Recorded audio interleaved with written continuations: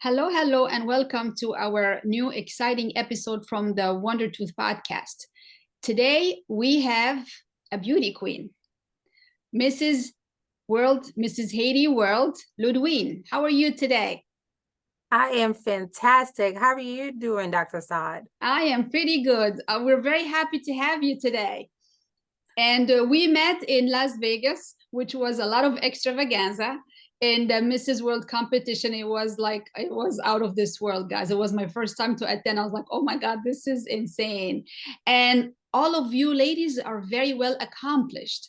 Like, it's not just a pretty face, they're very, very, very well accomplished women. So I want you first to talk about yourself. Who is Ludwine? Thank you. I want to say thank you so much, Dr. Saad, for having me on your wonderful podcast. And hello, everyone. Like she said, my name is Ludwine Norcilus. I am Mrs. Haiti World 2023. And I was so excited to meet you. Was it like 2 weekends ago, a weekend ago? Yeah, a weekend ago. Yeah. Just last weekend, I was competing at the Mrs. World competition in Las Vegas at the Westgate, and I had such an amazing time. But as far as myself, I am a business consultant in the Florida area, and also I was born and raised in Haiti, but I've been here for almost 20 years now. And I could say I'm an American at this point. Yeah. But I still hold my roots very clearly, very dearly to myself in Haiti. And along with that, I serve on the board of directors for the Greater Haitian Chamber of Commerce here in Orlando. Great. And I'm the events chairwoman for the last 2 years. So I help conduct events for business owners, entrepreneurs, and also professionals here in the city. And I am what people would say influencer. Yeah. I was a radio host here for the last 5 years, and I have transitioned to doing podcasting, which is I have a podcast as well called The Queen Effect, where I go over personal development for women. And I recently launched a personal Wow. development journal that deals with mental health, your healing journey, and that is available on Amazon. It's called Queen, the Journal to Self-Discovery. That's amazing. What made you start this journal? It stems from having to go through my own journey as well. And a lot of the questions that I had to answer for myself during my therapy sessions with my lovely therapist. And I wanted to help women kickstart their own healing journey as well. Even if they're not ready to speak to a licensed professional, they can at least start learning about some of the questions that's already in the book. So I have 50 prompts to help Mhm. kickstart that journey, to help answer some of the questions that they would need to start peeling the layers to get to a better version of themselves. That's amazing. Wow, you are very well accomplished, like between this and business and the Chamber of Commerce and radio and podcast. That's wow. So, what made you decide, okay, you are very pretty. There is no doubt. So, what made you decide to go for the pageantry world? Actually, when I was doing radio, um, a good friend of mine was competing for Haiti International at the time, and she was one of the contestants. Her name is Modeling Altanor. She's a fantastic injury lawyer here in Central Florida, and she kind of convinced me to answer. When I was interviewing her, she was pretty much saying, like, I think you should answer because it highlights women who are accomplished, community involvement. At the time, she knew that I was involved with the city and the chamber, and she thought I would be a great fit to pretty much represent our country in whatever capacity and to celebrate women accomplishments. And I thought about it for a couple of years, and I decided, okay, you know what? I think this would be a great platform to highlight what I've been doing here in my community and also how I can help women across the globe. Yeah, that's amazing. And so what's your background? Like what did you study? I went for I went to school for graphic technology. Wow. You are very well, like you're very talented like in few things already. Thank you. Yeah. So tell me about Haiti. Tell me about, I mean, I loved your dress. It was very, the national costume. It was very diverse, like it was very outstanding. So tell me a little bit about the culture there. The culture is extremely rich. We like to party. I Yeah. mean, most Caribbean islands like to party. Yes, yes. Yeah. We do, absolutely do. But I would say culture within itself is that we are very big on instruments. We like to use anything from tambourines to drums to all three different type of guitars. You have the acoustic guitar. You have uh what I call it, the cha-chas, Mm-hmm. a lot of these, and it's we have about four different type of music in Haiti because the island were colonized quite a couple times. We have the Spanish influence because we were first colonized by the Mm-hmm. Spaniards, and then we also have the French influence because they also came to the island trying to occupy the island as well. So we have that influence, and then we also have the Taino, which is the original inhabitants of the country, and all of those different cultures, and also having our music and our language intertwined between three different languages. That's how we got Haitian Creole. So all these different things wrapped up four different music in the islands. So the first one is compa. It's heavily instrument based. It's rhythmic. It's quite loud, but people get to enjoy themselves and immerse in the dance. And then we also have Zouk, but Zouk is more a Caribbean type of music that we all share between the islands. And Mm-hmm. that is more of a slow paced R&B version Mm-hmm. of our music. And also we have what we call Tubadu, which is more of the our version of reggae, but it's very local, very island based. And we also have Lala, which is the festival type of music, very loud, very clash.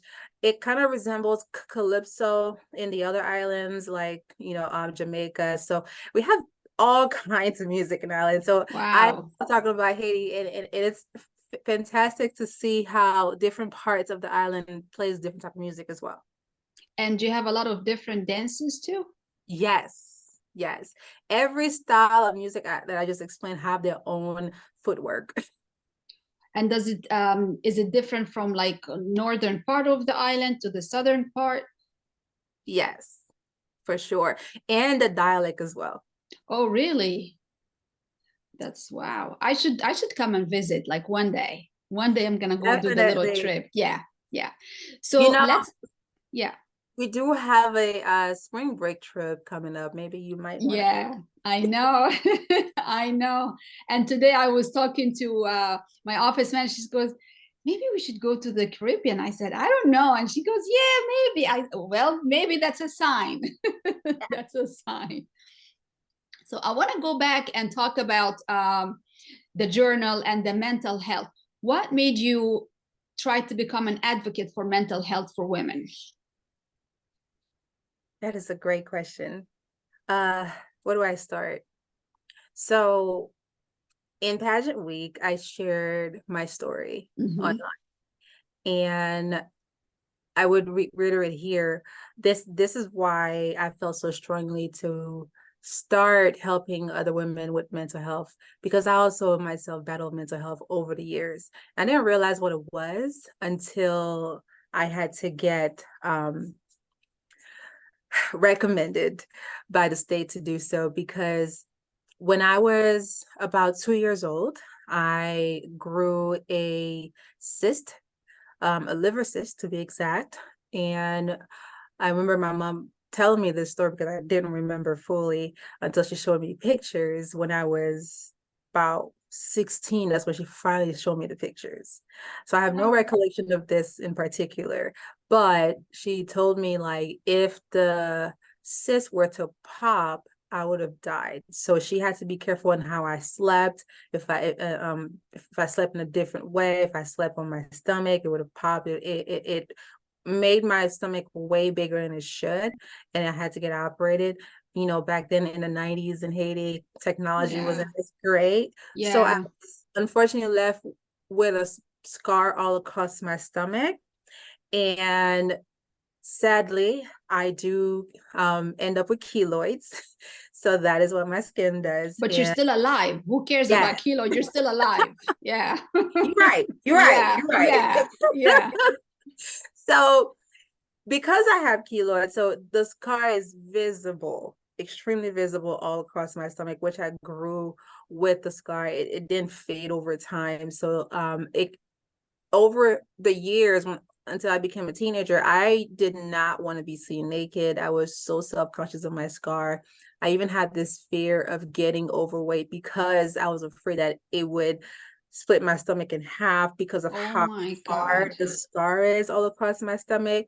And I was very careful. I started, building body dysmorphia because of that, because I was so scared of gaining weight, and I was developing eating disorders that I shouldn't have because I was very careful of not gaining weight. And I also at the time I was becoming judgmental of other women who were overweight.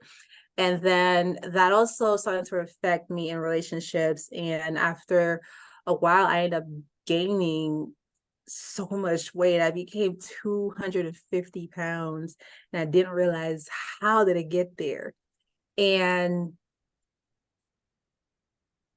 adding to that and the stress of life, and I remember I tried to commit suicide a couple times, and the last time was 2019. And Wow. I yeah, thankfully my partner called the cops and they came and picked me up, and I was referred by the state to actually see a therapist. And that's how my therapy session started, to help develop why I was gaining so much weight, why I was feeling some type of way. And we delved into my childhood traumas and overcoming the fact that I have this scar. And part of reframing what happened to me is to accept the fact that this scar has kept me alive, because I should have been gone at 2 years old. Along with that, at 5 years old, I got, when I was getting picked up from school at the time, preschool, I believe, and I left the hand of the person that came and got me from school to cross the road, and I got hit by a bus, and it kicked me over to um, the next roadway, and it broke my leg in two. And it is my left leg. And because of that, I'm a little lopsided, not that much, maybe like this much. So my bones were broken all the way like this. And they had to pull it together to get as close to what it was before. So it's kind of like this. So maybe 5 centimeters shorter than what it should be. But I had to wear a cast, and that also was a point of contention for me over the years, getting um getting becoming scared that I over time would the shortness show in my walk. Will I be Mhm. wobbly? Will I stop growing in one leg? So all these things over time It's just too pile much. up. Yeah. Yeah. So I am so thankful for 2019, because that was the wake up call that I needed. And I went through all the therapy that I needed to becoming the type person that I am today, and to be able to speak so proudly of my growth and how I completely released all kinds of energies that I had back then, people that I shouldn't have been with, people that I frequented, friends and past relationships. And that's one of the key things that led me to become a mental health advocate, because I've been in multiple people's shoes. I can speak to anyone on different topics within mental health. And that is why I became an advocate. And I applaud you, like really. That's a crazy story right there. Thank And you. that's why we are having that podcast, because I was very intrigued. I wanted to know more. Yes.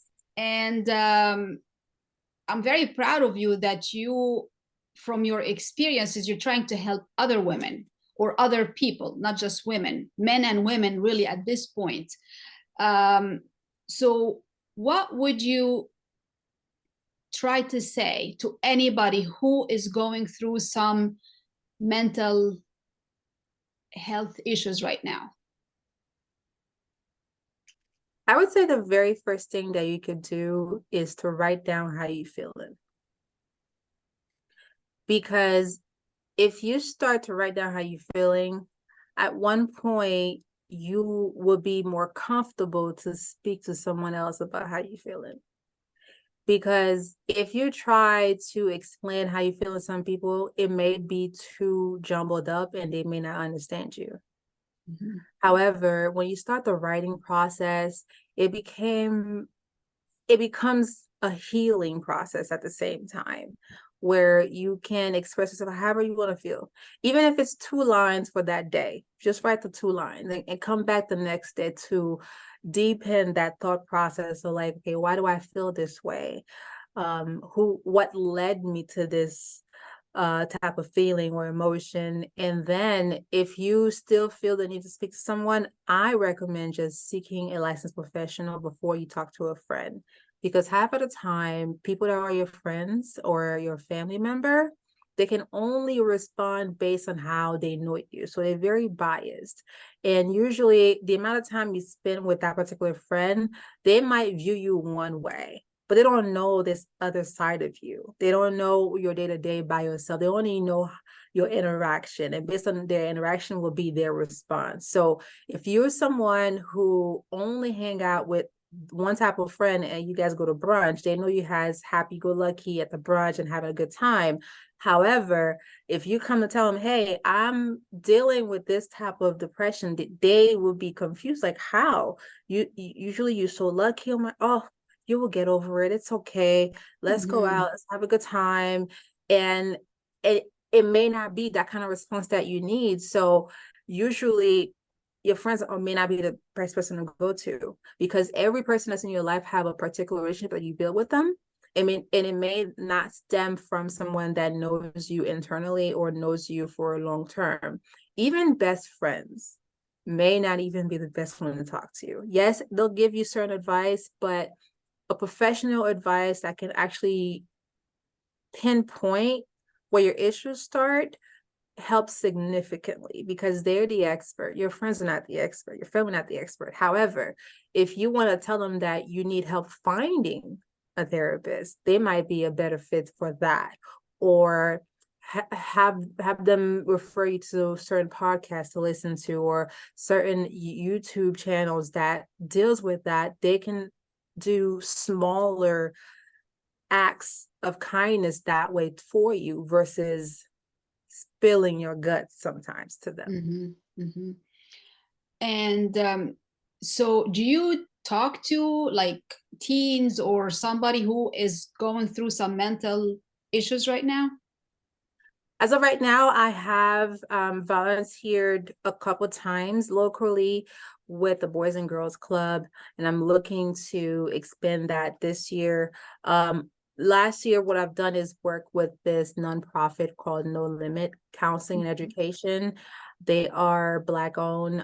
They have um, basically Black therapists there, but I wanted to find a way to connect my community to Black therapists, and that's been something that was very dear to me, that they're a nonprofit on top of that, Mm-hmm. because whatever they do has to be from grants or companies that actually wants to help, and they're such an amazing organization. So whenever they have different type of events, I volunteer to go there and speak about my journey, and that has been really significant for me. That's incredible. And how can like what if somebody has mental issues and they don't want to admit it? What what can be done at this point? How can we help them? The last thing you want to do is to diagnose someone and you don't even know what they have. Mm-hmm. So I would say the best advice you could do is to send them the link, even if just to talk to the suicide hotline. They may not Mm-hmm. need it. However, just know that you're thinking about them, that, hey, I don't feel like you've been your best self for the last couple of days or the last couple of months. And I think you should talk to someone. It may not be me, but Mm-hmm. I think you should call this number or go to this website. Maybe this could help you open up some more. But whenever you're ready to speak to me, I'm there for you. That would Mm-hmm. be the best phrase you could tell to a friend that you suspect to be having or going through an issue, because the Mm-hmm. last thing you want is to make the person feel worse than what they already feeling Yeah. or overthinking in their mind. Yeah. And you start adding things like, wait, am I bipolar? I thought I was just depressed. And then they start this rabbit hole, and their Yeah. thoughts just augment all these extra things. You know how some people may have one simple illness and they go on WebMD and then they find out they have like seven Yes. different Yes. things. It's All the it's the time with same. teeth, all the time with my tooth. Oh, do I need a root canal? Do I need an implant now? Oh my God, like all the time. But I'm asking specifically because also some of, in my patients, sometimes I would feel something is off. And I could sense that. And sometimes I would actually, maybe a couple of days later, I would call them personally and just to say, how are you doing? How is everything? How you feeling? And if there is anything, that I can help you with, just let me know. So I I love that. think that's important. Yeah, yeah, yeah. Yeah, that's why I'm asking, how can you approach something like, because this is pretty private. So how can you really approach something like this without making that person feel bad about themselves? Yeah. It's true. Okay. So tell me about your experience with the pageantry then. How was that your first time ever? No, that was not my first time. Oh, okay. So I entered in 2019. Oh, really? Yes. Wow. That was before or after you had this whole thing? Um, it was before. Okay. It was before. It was I would say it was in March, Mm-hmm. and then I went to therapy in July. Okay. I hope it wasn't because of the parent. I hear it's very stressful. No, it wasn't. It wasn't. That was honestly, Mrs. World was the biggest that I've been in. Okay. So the very first one was me trying out for Mrs. Haiti International. Okay. Yeah, so I think we had maybe 5 or 6 women competing at Okay. the time versus 38. So That was a lot. Yes. Yeah. Yeah. yeah. So I didn't place. I felt like I was very close though, because when they were calling like the last three, it was like it was me and two of the women that were not called yet. So I'm like, okay, am I close? Am I close? So Yeah. we were the last two standing, and then I'm calling her. So I was like, oh, okay, well, all right, I guess it wasn't my turn. But I I wouldn't say I spiraled after the pageant, but I just felt like, okay, what was I missing? Mm-hmm. And my mind went into, maybe you're overweight. Oh, I'm like, come on. oh, Oh my no God. way. Yeah. No way. You start doubting yourself. You're like, what was I missing? Oh my God, they don't see me. I was amazing up there. How could they not? Mm-hmm. You start Mm-hmm. asking and your mind starts spiraling. You're like, oh my Mm-hmm. God, what did I Mm-hmm. do wrong? How can I fix it? There's no pictures that it can give me for, so I could see like, how can I be better? How can I improve? What should I have said that wasn't correctly? Can they tell that I don't care about the platform that I was talking about? You know, well, my first platform was about being green, and recycling. because of all the issues going on in Haiti when it comes to keeping the island clean. Yeah. But it wasn't something that I was very dear to my heart at the time either. I just know like it's an important situation in Haiti and I wanted to help, but it wasn't as close to my heart as my platform is now. Yeah. So with that said, the following year I signed up again, but because it was COVID, I caught COVID, so I couldn't go. Oh, cool. Okay. Okay. Okay. So I caught COVID and I couldn't go. And that year they didn't do it in person anyway, so they ended up doing it remotely and just do the interviews through Zoom. Like, well, I could have done that if it was through Zoom, but Yeah. I had already resigned and said, okay, I'll try another time. And I ran again in 2021, and I was first runner up. Okay. And at the time, my platform was about self-love. And that was also the journey that I was on at the same time, because I had just finished all my therapy sessions and I was on my weight loss journey. And I think at the time I went from 250 to 220. I felt great. I was like, That's ooh. great. Yeah. Yeah. I felt great. I was like, okay. That's a big achievement. 30, It was. that's a lot. Yeah. It was at the time. I was like, oh wow, yes, I'm feeling good. I'm feeling great. And I'm like, okay, so what's next?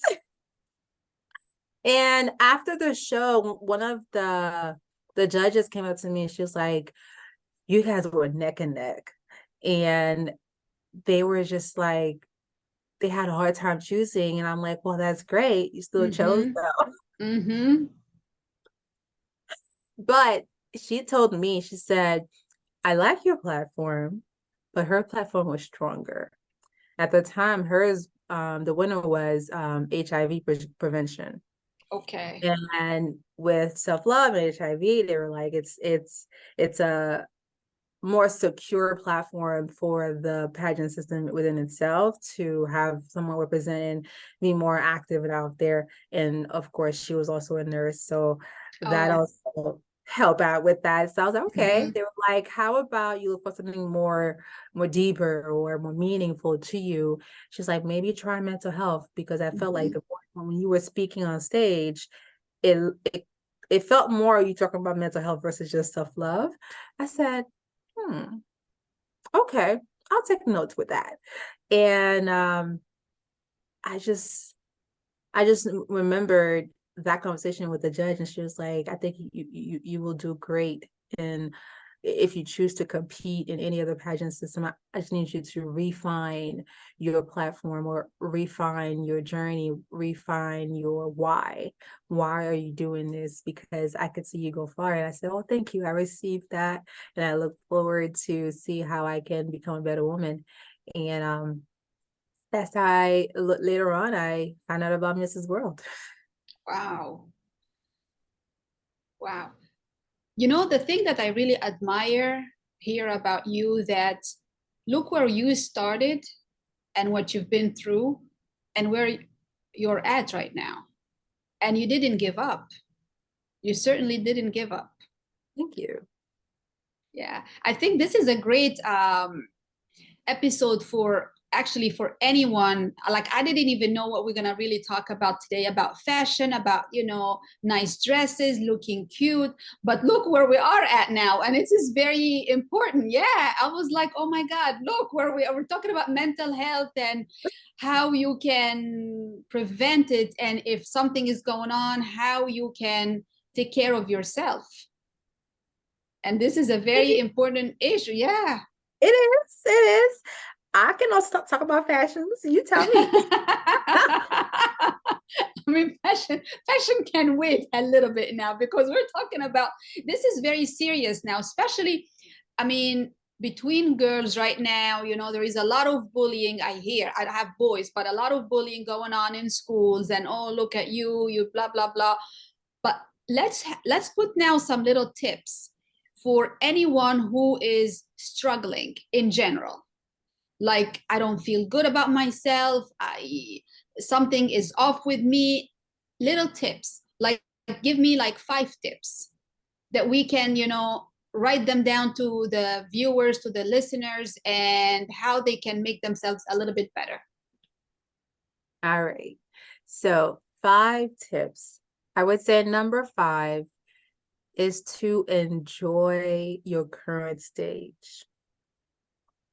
The last thing you want is to go from 0 to 17 in 3 minutes or 3 months.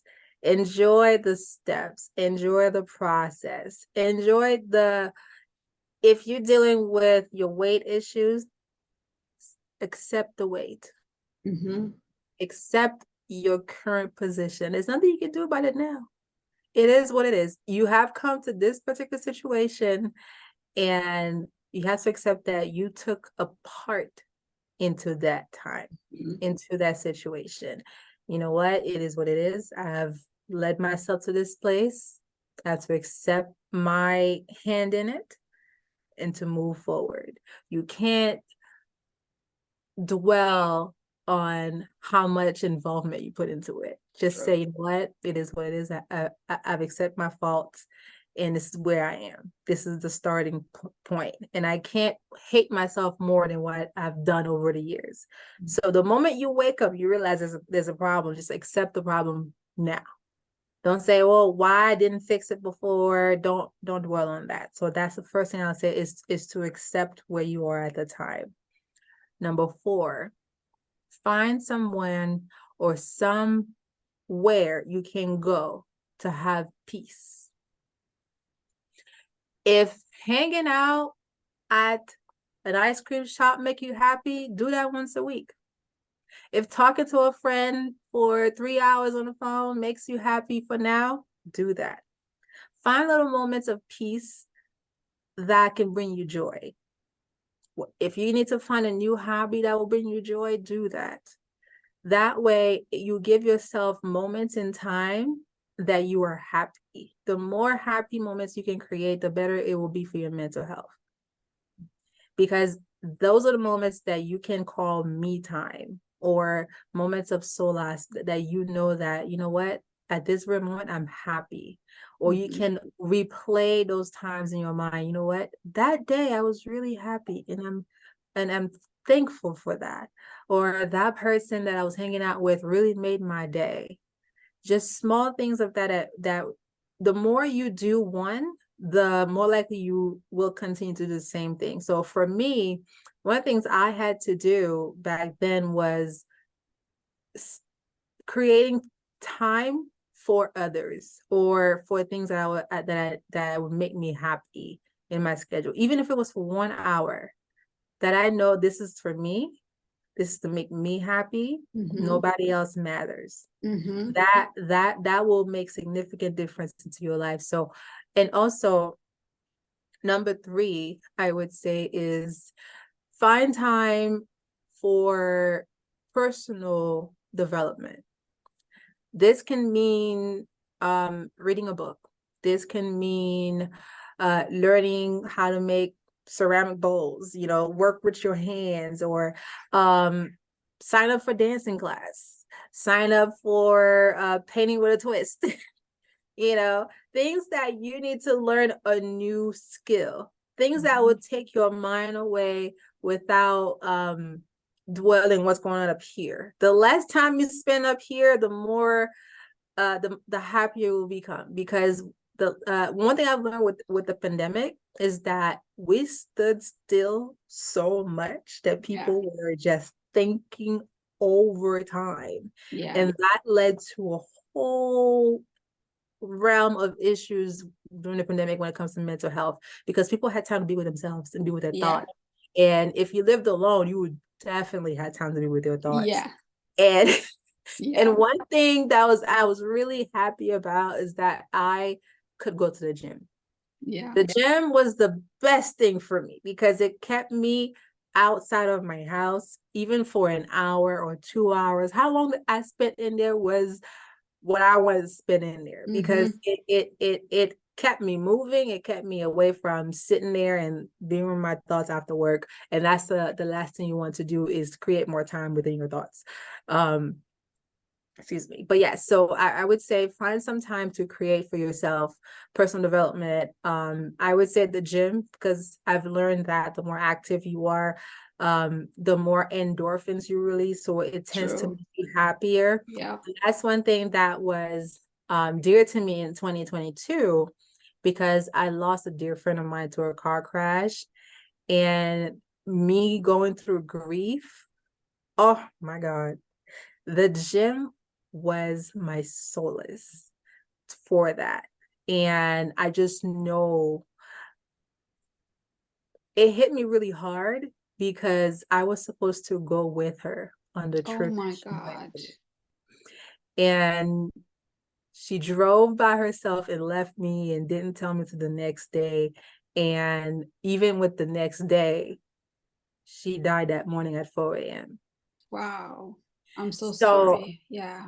yeah. So for me, I felt guilty for months that I should have called her to see. Like the idea was she was to call me back. She's going to see how can she get a rental car. And she got the car and didn't tell me, she just went on herself. So for months, it was dragging with me, but I knew I had to get busy or get out of the house. And Yeah. one of the key things that I chose was to be at the gym. Just just one day I said, you know what, I'm just gonna go. Even if I don't do anything at the gym, I would Mm-hmm. just walk or I just sit there. As long as Mm-hmm. I'm around other energies and Mm-hmm. not on my own, or just being around others that actually actively doing something, and I just sit there and be with my thoughts. So I would say the gym could be one thing, or just go for a simple walk, or Mm-hmm. go read a book, or go be outside. Yeah. I know when we were younger, our parents wanted to be outside, but we were grown adults. But let's be kids sometimes. Let's go Yeah. outside and enjoy Yeah. ourselves. Outside is Um, actually very important. Yeah. for sure. Yeah. Let me see. What were the last two? Uh, Number two, I would say journaling. Mm-hmm. I know I've given other things to do without your Mm-hmm. thoughts, but you actually need to spend time with your thoughts as well. Just don't make it the overall time for you to spend time with your thoughts. So put all those thoughts down in a journal. Mm-hmm. However you're feeling, even if it's for 20 minutes, write down everything. How was the day? Even if it was good, if it was bad, write down the whole day. What happened that day? Put the date and the time you are writing that entry, just so like if a year later you go back and read, you could see all of your progress from the date, the very first time you started recording your thoughts all the way to the new year. So that is something that I generally recommend, is to really just start writing down your thoughts from day one.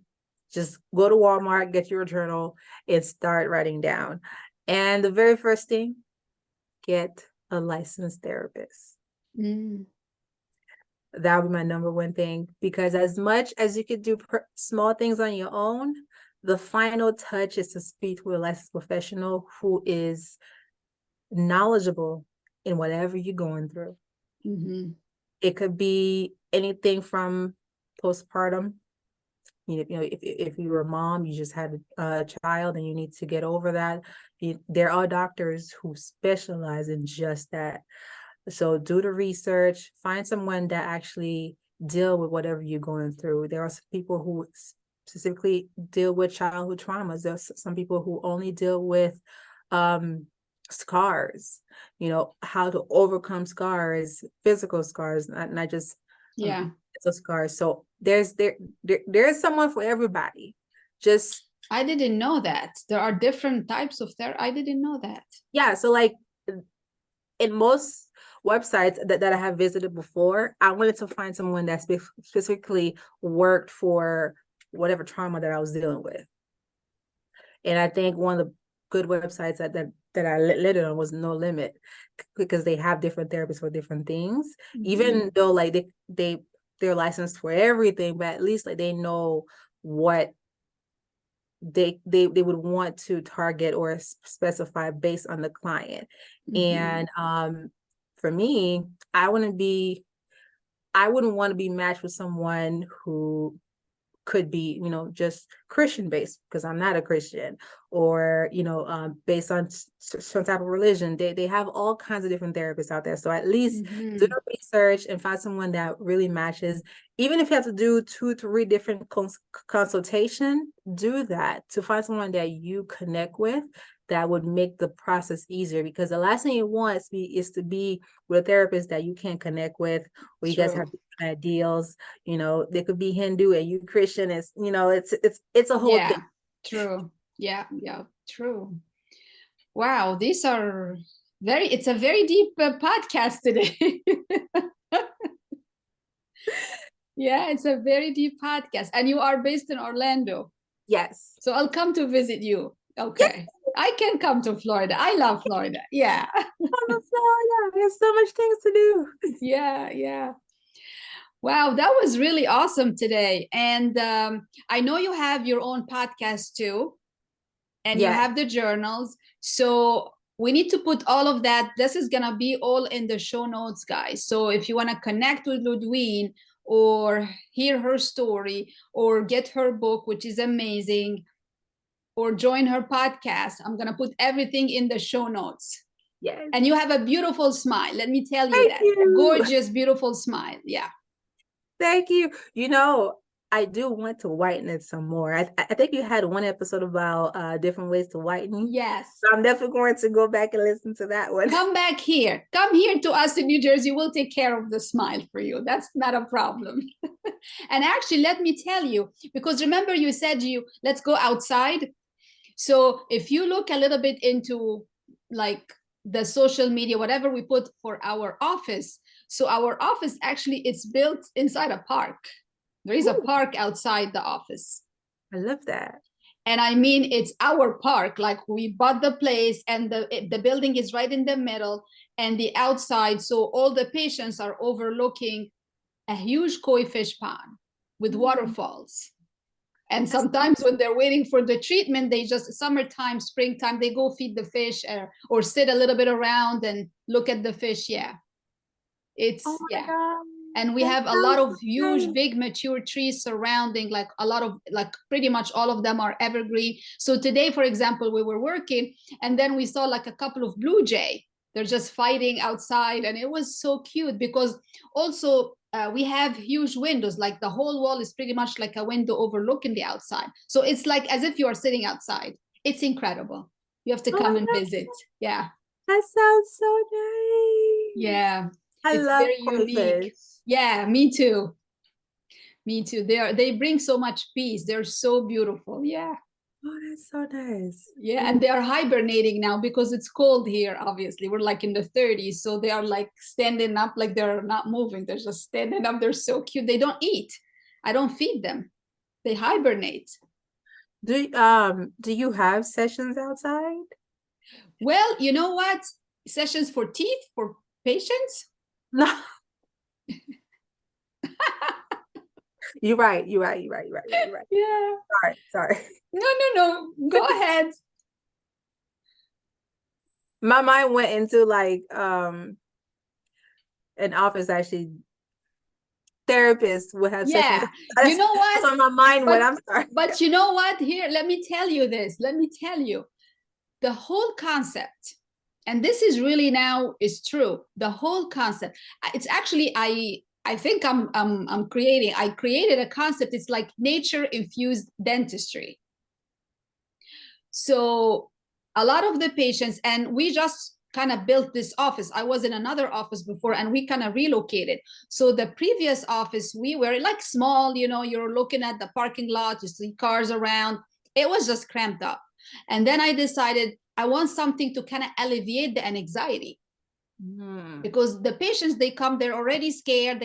First thing they tell me, I don't like the dentist. I'm like, oh my God, you know what? Just let's calm down. So right now they come, they sit and they look outside. They're like, oh my God, can we sit a little bit longer? They actually tell me that. I have patients who always requested, the laughing gas, the nitrous oxide, the laughing gas. One time I said, I don't even, it's empty. They're like, and I said, do you want to reschedule? They're like, let me see. And they sat down and they looked outside and we were able to do the work. No nitrous, nothing. I couldn't believe it. I could not believe it. I love that. It's That working. that is the power of Mother Earth. Yes. So talking about going outside, absolutely yes. It makes us very happy. Yeah. I even went on a walk outside today. There's a park near the house. I think it was like 4 o'clock. I just went outside and just did a whole walk around the park, and it felt so nice to just breathe the natural air. So I love how peaceful that could be. So yeah. oh my God, that's And so nice. look at the birds around. Sometimes like some little animals walk around. It's incredible, like squirrels and maybe a couple of deer sometimes. Yeah. Now you made me want to come see your office. Anytime. We'll be waiting for you. Yeah, anytime. Well, it was a big pleasure today, Ludwig. Very big pleasure. I'm so happy we connected. And I'm actually very happy that we met at the Las Vegas, event. And here we are now, and we're going to become besties from now on. Yes. Let's connect. Yeah, we'll keep connecting. And I'm going to put all the how to contact Ludwig in the show notes. And you have a beautiful smile, so keep it up. Okay? Thank you. I work really hard. Yeah. And the last dentist I went to told me I might need Invisalign. Really? Yeah, because my jawline doesn't align to my top teeth. It's a little bit bigger. We can hardly see, but come to us in New Jersey, we'll take care of you. Yeah. Perfect. Yeah. Okay, guys, and you know it. If you take care of your teeth, they will take care of you. Until then, keep smiling with Dr. Saad. Have a good one, everybody.